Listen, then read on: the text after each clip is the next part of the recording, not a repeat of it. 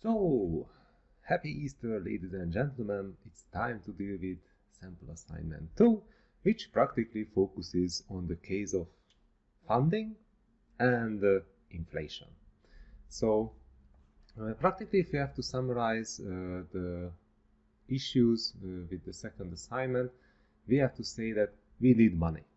So, we need something on the liability side because the company should survive for the next two troublesome years. So if we are checking the profit and loss statement, then we can see that EBIT is nearly zero, and if we are looking on profit of the year, then it still can be troublesome because we have to scale the company up.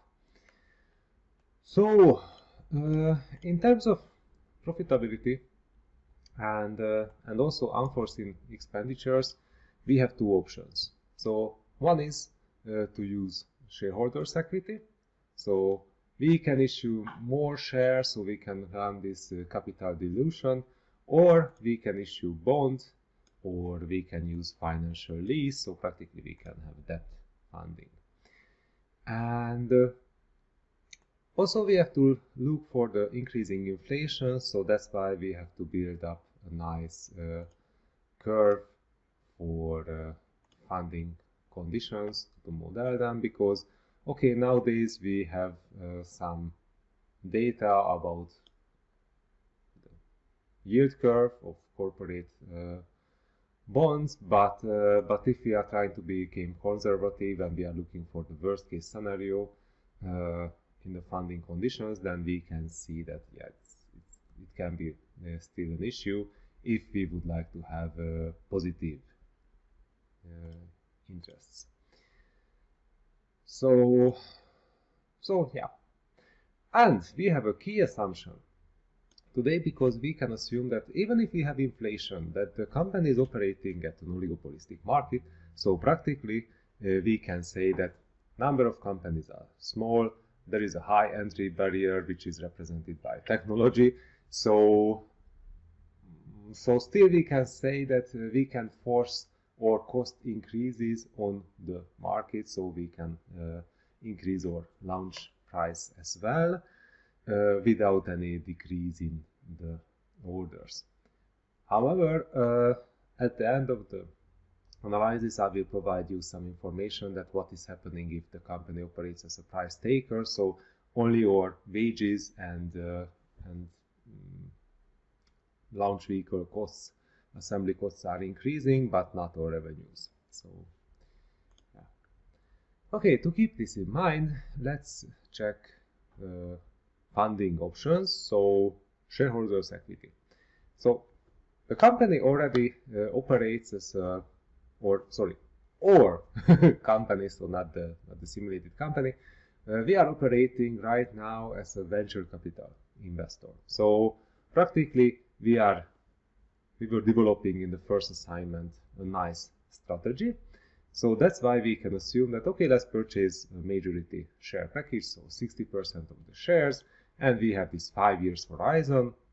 And after that, we have time to implement our structural changes to improve profitability. And right now we can do this because we have this valuation of 1.7 billion euros. And in this case 60% of the companies, so 600 shares from the 1000 shares will cost us 1.03 billion euros. So we can assume that this is the share price. And in this case, the management of the venture capital fund doesn't want to increase the circle of owners. So we don't want any kind of dilution, because higher profit is better if you don't have to share with anyone. But still we can say that, okay, what happens in this case? So how can we run the math? So share dilution is when the company issues additional shares and reducing the ownership of the proportion of the current shareholders. So that's why we don't want to do this. But still, if we need additional 100 million euros by issuing shares, then the share number must be increased by an additional 53 shares, and it will represent 5% of ownership, so it's not a dramatical increase because still we can maintain our majority votes. So how can we calculate this? So this will be the new number of shares, this is the overall number of shares, this is representing 5%, so that's why if we are running the math, we can see that this is the number of shares that will be issued. And right now the strategy is not implemented, so this is still on our desk, and the company is debt-free, so the value should be similar, so not changing compared to the this value. And in this case, post-money valuation will be like that. Okay, we have this additional 100 million euros, and we are providing 5% of share in the company. So practically, it would be reaching the 2,000 million euros, so 2 billion euros will be. Pre-money valuation is obviously that we are removing this 100 million, so it's 1.8 billion euros, which is quite close to the fundamental value. So we can say that, okay, with all the stories and growth potentials inside the company after we purchase the share package, this is already recognized by the investors, and now this will be higher as well. And also, if we would run the discounted cash flow model would be a bit bigger even than this, so it would be around 2.2 billion, because we have the potential to invest the additional cash flows, and in the future we need to take up debt, to use debt funding to cover the losses if we are not implementing any kind of strategy, but still is recognized by the discounted cash flow model. Okay, so after that we are issuing new shares at this price, so practically we can say that, yeah, this is the new share price. Our ownership will drop to this level, which is still a nice majority share package. And the expected value after the implementation of the strategy will be at this level, so we are implementing the strategy with higher share numbers. So we can say that share price will be accounted as 6.3 million euros, and it means that our profit rate will be around 267%. We can say that it can be good enough. So if we are doing this, then we are running no interest rate risk at all. So in this case, we can say that, yeah, if we would like to avoid interest rate risk, or at least if we would like to say that interest rate risk happens only in the case of our cash reserve, so or savings or invested profits, then still we can have this. Probability of bankruptcy, practically it's the same like bond funding, and in the case of worst case scenario, so practically it doesn't matter. So it's quite neutral that what is happening. And profit of the year, we can see that, yeah, company is scaling up, but after that in the 4th and 5th year, because my high launch costs, practically launch number will start to decrease, and that's why the profit is decreasing, not because we are losing market, but the market is not growing for us. Okay, external capital funding. So we can issue bonds, and we have this 5-year maturity focus. The company is AAA rated because we are partially we are highly risky, and also we had only AAA and AA and BBB ratings yield curves for corporate bonds from France, so that's why I was saying that, okay, let's use this one. And also we can remember that also no score for the first year will be around 50% for probability of default, and after that it starts to go down around or less than 30%, so practically we can say that, yeah, this is a conservative valuation. And of course we need this amount of money. So The paid interest will depend on the following variables. So first of all, inflation in the Eurozone, sovereign premium compared to German bonds, and risk premium between French government bonds and French corporate bonds with this BBB credit rating, and of course term premium, so longevity of the loan. And in the current scenario, it's quite clear that if you are downloading the data, at least in March of 2023, then this was the risk premium. Sorry, the bond yield, so that's why interest rates will be around this level. And we can have the assumption about inflation that, okay, in this year, inflation is at 10%, but next year and for the next 2 years, practically the ECB expects to have 3% of inflation, and after that we can expect that it will go down to the targeted level because the monetary policy is credible enough. And after that, the rest of the data is coming from this month, so the March of 2023, and we can have the following Ozono score, and the term premium right now we don't care about this one. So the expected interest rates are the market rates. We can see that even the steepness is a bit positive, but yeah, it's quite horizontal.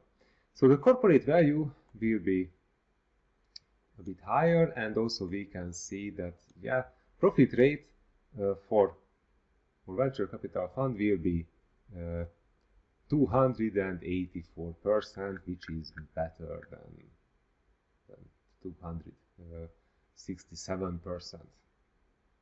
Practically both of them can be acceptable, just we can see that, yeah, in this case we are running interest rate risk, because if we are compiling the worst case scenario where we are saying that, okay, let's keep the inflation still at the credible range, so let's import the numbers from the ECB, but if we are checking the sovereign premium between 1994 and 2023, and we are looking for the highest possible past values, then we can build up this risk premium, which is close to 1%.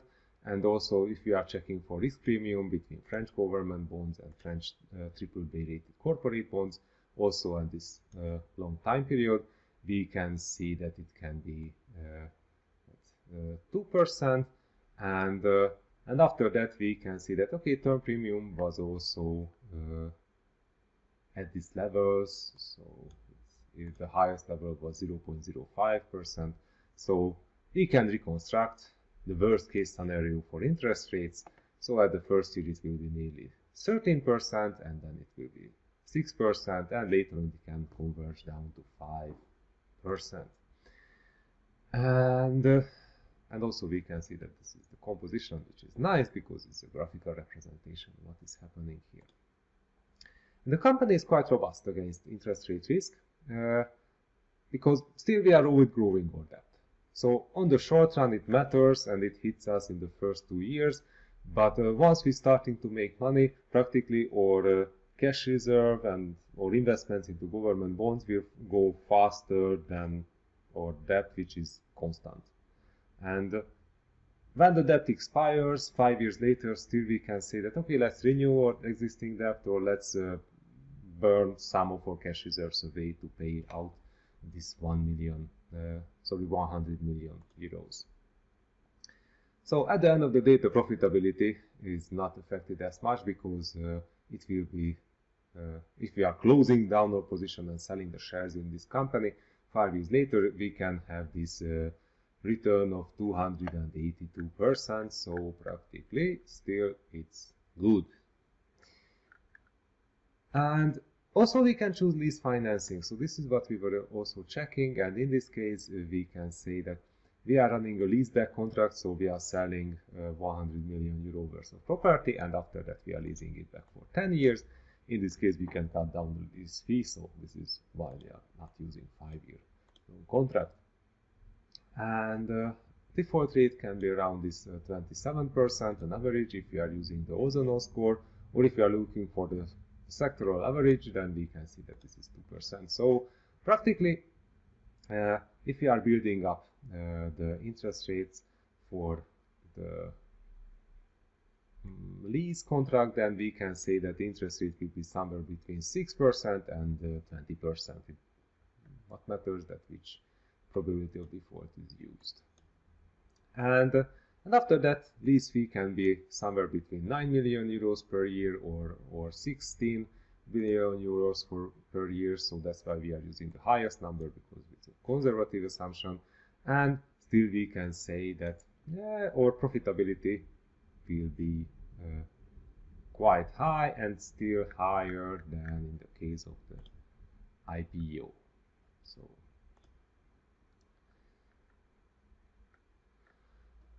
So that's why we can say that, okay, as a conclusion, profitability is the best in the case of the bond funding. So our business strategy as a venture capital fund will be performing the best if we are using bond funding, not using IPO and dilution. Even if we can say that they are really close to each other, so practically we are above 200,000, so 200%. So yeah, but these would be quite useless. So I think that in the case of IPO, we are not running any kind of interest rate risk, or it will be only limited on the savings of the company. In the case of bond issuance, still we are running interest rate risk, but it's also this issue and forget situation, and also we can outgrow the debt. So that's why. If we are comparing profit of the year, also we can say that bond will be a nice thing, but also at the same time we can see that yes, but IPO, especially in the first year, it's better, and also it's higher here, here as well. So in terms of valuation, IPO is better. So if you are just an individual shareholder, not the VC company which refurbishes this company, then we can say that yeah, IPO can be preferred by yourself. And but also still we can see that the second best is the worst case scenario from bond funding. So but lease is not appropriate. And last, so let's see inflation. So what happens if the company is not in an oligopolistic state, but we are thinking now as a competitive market, because a lot of newcomer companies are popping up nowadays. So let's see that what happens if we are price takers. So in this case, sold of goods and wages will follow the annual inflation year by year. So our EBIT will decrease a lot. So we can see that this is smaller, and it's also way smaller, and it will be smaller and smaller because inflation will be added to the data set. The profit of the year will fall dramatically if the company is not able to compensate cost increases. So we can see that, yeah, it's going downwards. It's negative. It's also far from the line here, and also it's negative. And this is also underlining the situation that, so if a company is healthy enough, then even they can survive such losses as well. So we should not start the restructuring of the company by focusing on the liabilities, by focusing on the funding conditions, until the assets are not efficient enough. So we have to focus always on the efficiency of the asset. Then we can focus on the sources as well. So how we are funding the company. Also we can focus on other risks as well, like foreign exchange exposure, but we can see that resilience of the assets, or financial resilience will come from assets. And also we can see that the oligopolistic nature of the company will worth a lot. So practically if the company is considered now as a non-oligopolistic, now it's a price taker company, then we can lose more than 400 million euros in terms of value. and also our profit will be decreasing if the company is price taker. Still, we are in the more than 200% range, but we can see that, yeah, the IPO will be hit a bit. Lease is hit harder. Bond strategy will be hidden as well, but still we can see that the potential is way bigger in the case of bond investment. So if we are able to increase our prices a bit, then still we can compensate such losses and we can be easily above the IPO level. So as a venture capital fund to implement our business strategy, still we can say that it will be better to use bond funding. Okay, obviously this is only for my strategy, for my launch vehicle, so this is just for sample purposes. Obviously, if someone would like to do the same thing with their own assignment, then you should check that what is happening with the in terms of valuation, the situation is quite the same, so you don't have to change anything here. In case of capital dilution, there is no change in this part. What we're changing here is this number. This is coming from your valuation, and after that you can see that, okay, this is new data. And also in the case of external capital, so these conditions are the same, funding conditions are the same. So after that, what will change? Obviously, probability of default, and this is also common, so it's not changing for you. But this will change as well. Profit of the year will change as well. In the case of worst case scenario, again, this is constant because it's coming from macroeconomic level. This is also constant for both of us, but what will change? Probability of default and the corporate value and the business strategy and profit of the year. And the same is valid for lease financing. And obviously the conclusion can be different. So there can be business strategies where IPO or lease can be much better. So please don't generalize from my own unique solution and strategy. Yeah. Okay, I hope you enjoy this, and please prepare your assignment as well. Bye bye.